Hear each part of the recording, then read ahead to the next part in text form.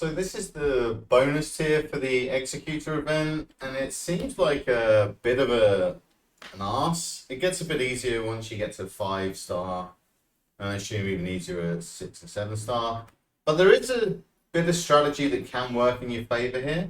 So I'd like to start off by doing a try to get a breach on the hyena.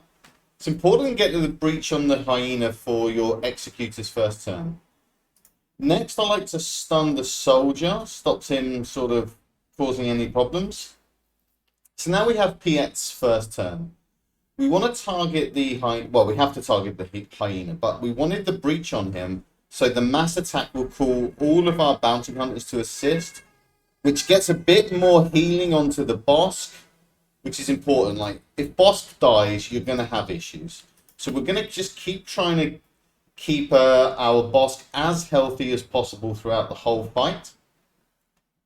But apart from that, now that we've got a breach and a target lock, well, now just a breach, we're going to try to get target locks around as much as possible. Our first reinforcement is going to be Slave 1.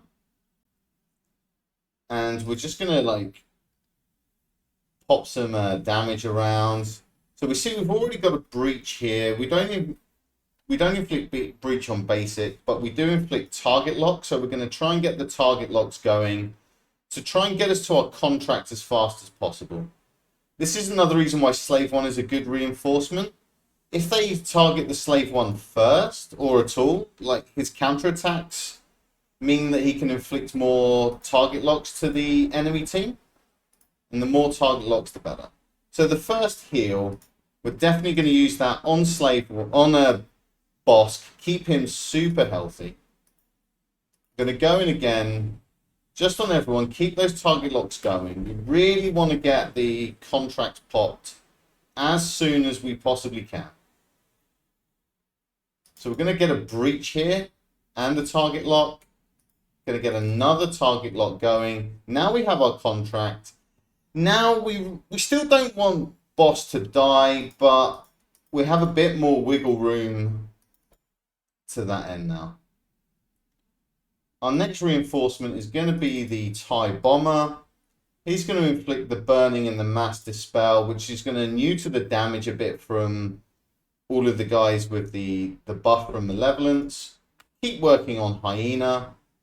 Now we have our Seismic. Pop that around. Get some nice damage going. And it should be relatively easy from this point. We will just do a mass attack on Sunfac.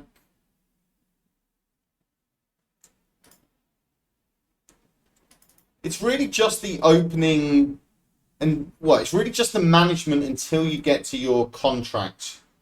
If you can keep Bosk in the fight until then, generally you're going to have a pretty easy time. And then after that, you're really just mopping up what's left. So just killing the real droid. We can completely ignore the summon droid.